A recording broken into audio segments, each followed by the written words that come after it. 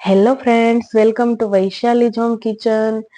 આજે મેં દુબઈની famous ખજૂરવાળી chocolate બનાવી છે, જેની રેસીપી હું તમારી સાથે શેર કરીશ. રેસીપી ગમે તો વિડીયોને વધુમાં વધુ લોકો સાથે શેર કરજો. ચેનલમાં નવા હોય અને હજુ સુધી ચેનલને સબસ્ક્રાઈબ ના કરી હોય તો સબસ્ક્રાઈબ કરી દેજો. સૌથી પહેલા આપણે ખજૂરને એક કાપો મૂકી અને એના બધા જ બીને અલગ કરી લઈએ.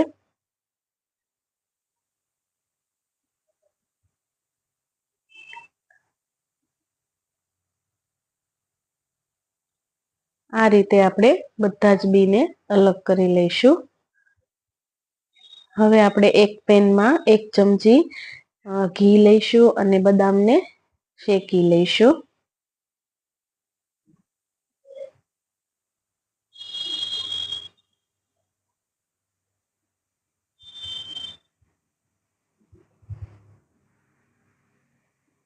બે થી 3 મિનિટમાં જ આપણી બદામ સરસ રીતે શેકાઈ જશે.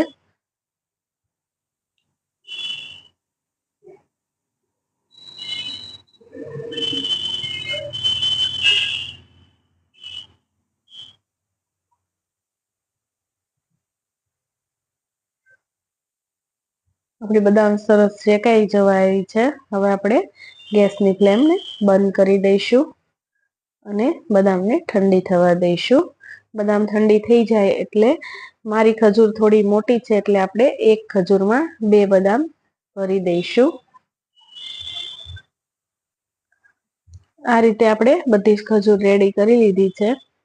હવે આપણે ચોકલેટ પણ મેલ્ટ કરી લીધી છે, તો આપણે ખજૂરને ચોકલેટમાં ડીપ કરતા જઈશું અને ફોકની મદદથી બટર પેપર ઉપર રાખતા જઈશું. એ રીતે આપણે બધી જ ચોકલેટને રેડી કરી લઈએ.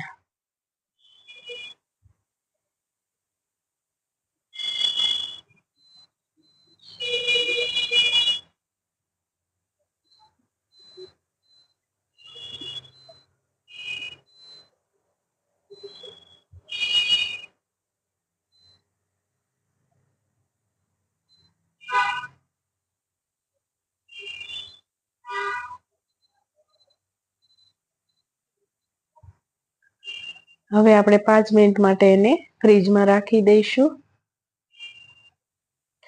5 મિનિટ પછી તમે જોઈ શકો છો કે આપણી ચોકલેટ સરસ રીતે સેટ થઈ ગઈ છે અને રેડી પણ થઈ ગઈ છે.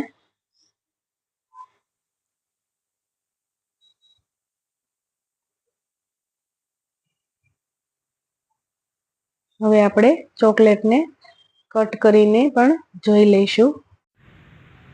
એકદમ હેલ્ધી ચોકલેટ બને છે અને ખાવામાં નાના મોટા બધાને ભાવે છે, તો એકવાર જરૂરથી ટ્રાય કરજો. જો તમને મારી રેસીપી ગમી હોય તો લાઈક, શેર અને સબસ્ક્રાઈબ કરી દેજો. કમેન્ટ કરવાનું ભૂલતા નહીં. મળીશું એક નવા વિડીયો સાથે. Thank you. Bye bye.